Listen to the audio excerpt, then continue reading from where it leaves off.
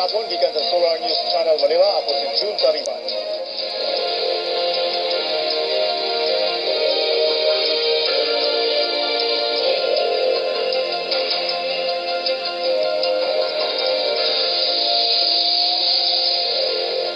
Ano ang mga balita alang sa Kabisayan ug Mindanao?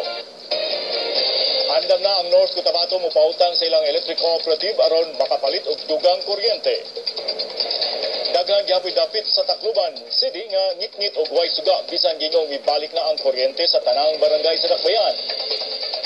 Nanganam na ang Zamboanga City alang sa paglingkod silang bag-ong arsobispo. Og usa ka Cebuano na nagadaog sa Miss Philippines Earth 2014.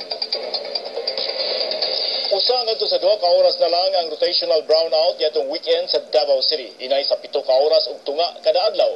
Samtang sa North Cotabato, andam ang probinsya nga magpautang ngadto sa ilang electric cooperative aron makapalit og dugang kuryente. Si Ben Tishura sa detalye. Ben? Yes, June.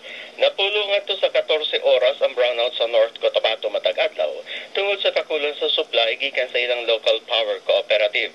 Sa meeting tali sa Cotabato Electric Cooperative kung Cotelco sa maaging semana, gipadayag ni North Cotabato Governor Emilio Talino Mendoza nga andam ang provincial government mupautang adto sa kooperatiba. Kini aron matabangan ng Cotelco nga makapalit og dugang power supply gikan sa independent power generators.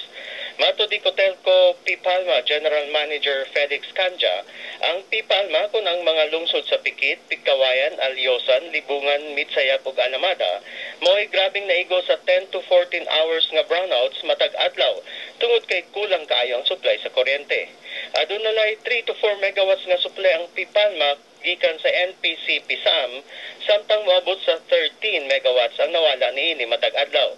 Buton ta ang Cotelco Main mohatag og 2 megawatts nga power supply ngadto sa Cotelco Pipalma, sanglit aduna kini sobra nga supply. Apan gikinahanglan pa ang approval sa Energy Regulation Commission alang niini. Mato ni Kanja, buot nilang mukuha og dugang power supply gikan sa independent power producers sama sa Terma Marine aron madugang ngadto sa Pipalma. Tunan sa provincial government kung makahimo ba pagbayad ang Cotelco Pipalma sa loan nga ihatag sa Kapitolyo.